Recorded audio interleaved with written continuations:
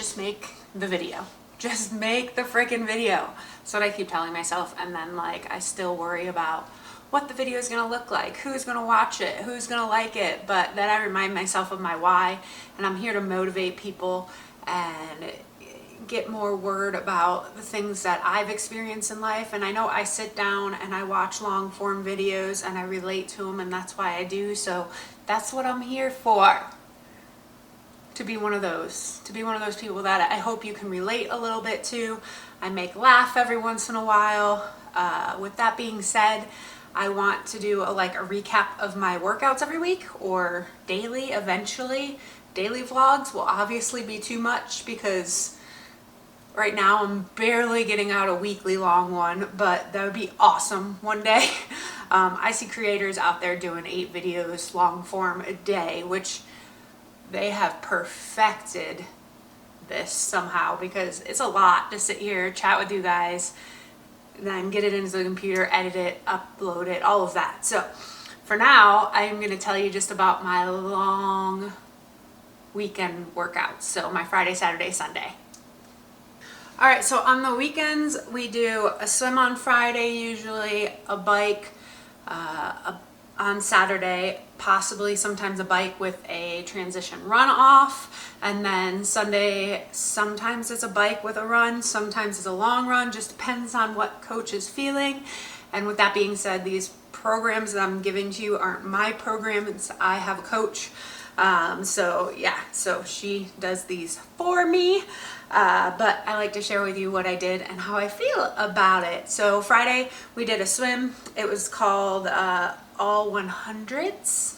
Let's go for a swim. We got our weekend workouts ahead of us today.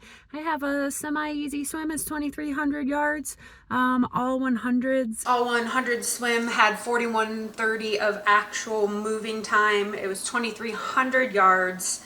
I averaged about 149 per every 100, but that's what's cool about that workout. All 100s is I use paddles, I use my buoy, I get to do like fast 100, rest for 30 seconds, fast 100. So I love 100s because I always feel faster than I am. Right now,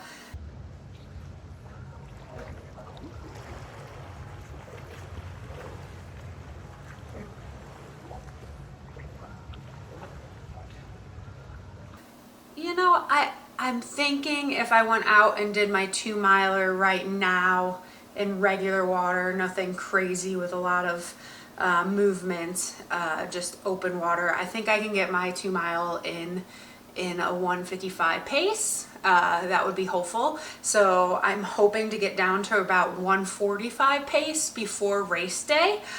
Which will make me in that water that I'm doing in October super fast, because the water moves super quick. So like last year, I think my pace was like 1:23.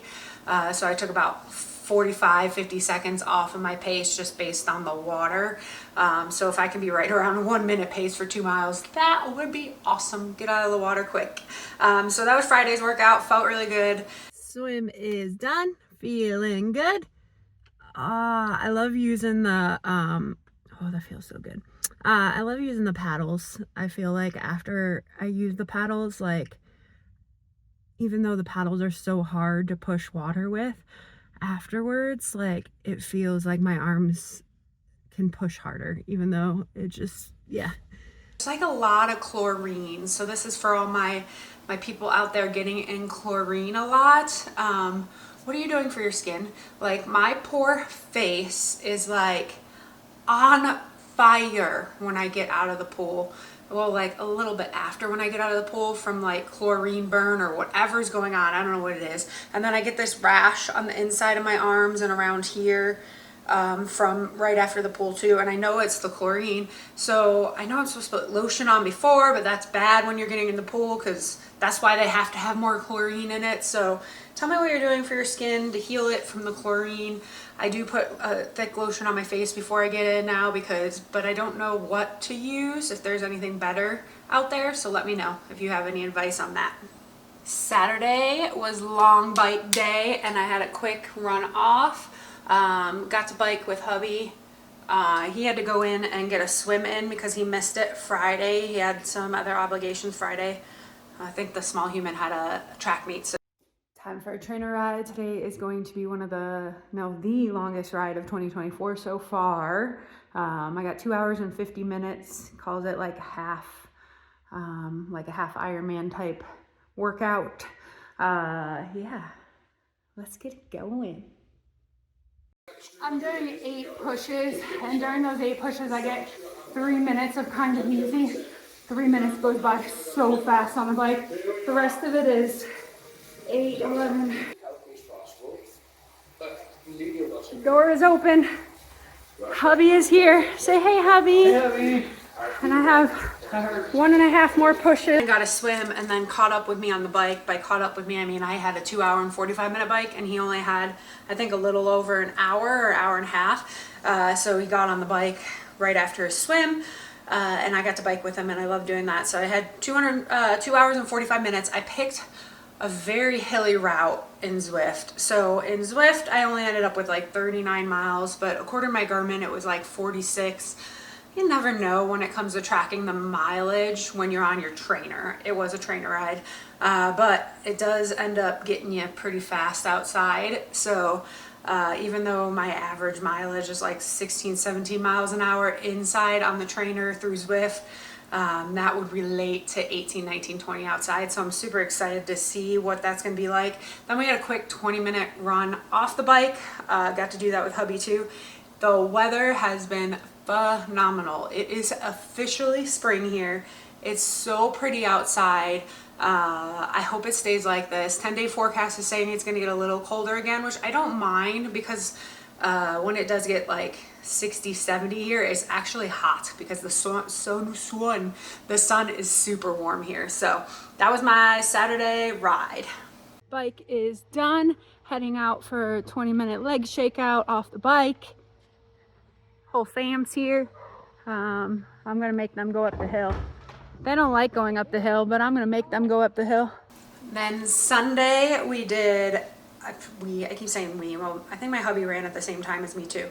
But a lot of times we'll run at the same time, sometimes we won't. Anyways, I did a hour-long run. I had some pushes during it. I think I was supposed to warm up with 3 10-minute pace.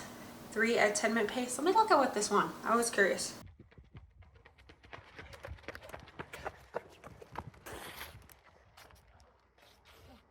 Oh yeah. Dig!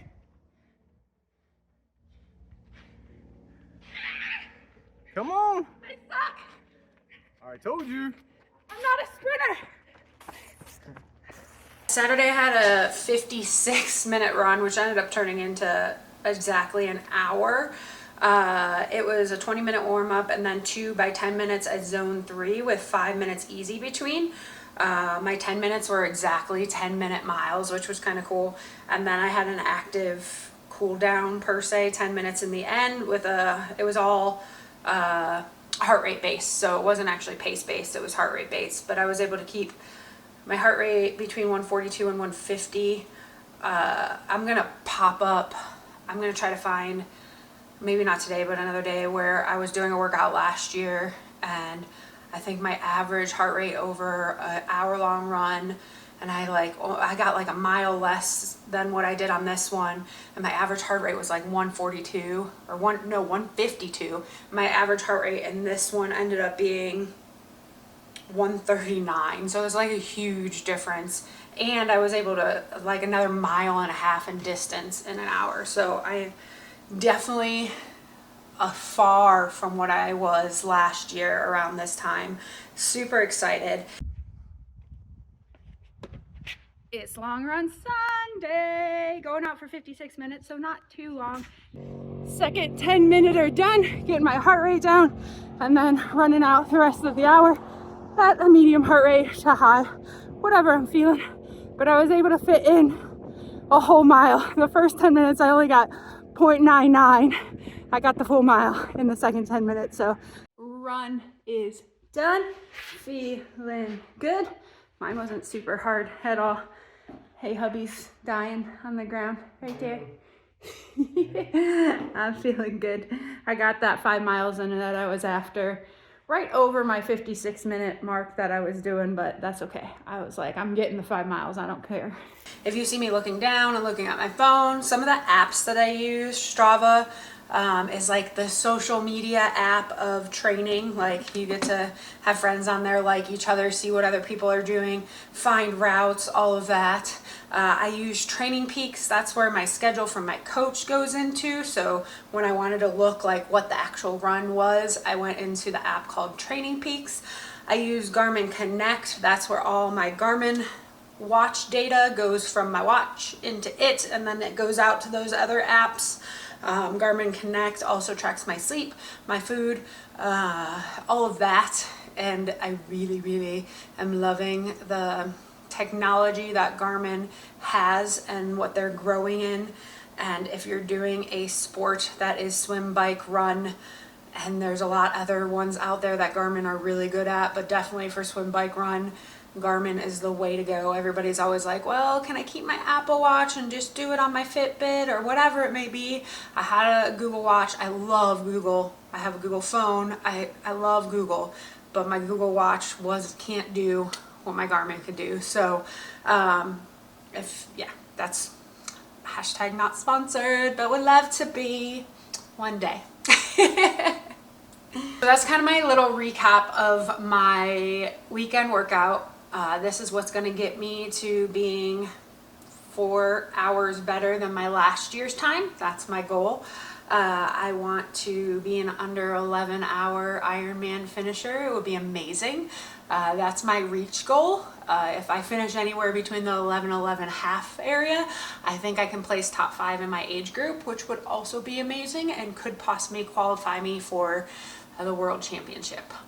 Ooh, that would be cool. Wouldn't you want to go to the World Championship with me?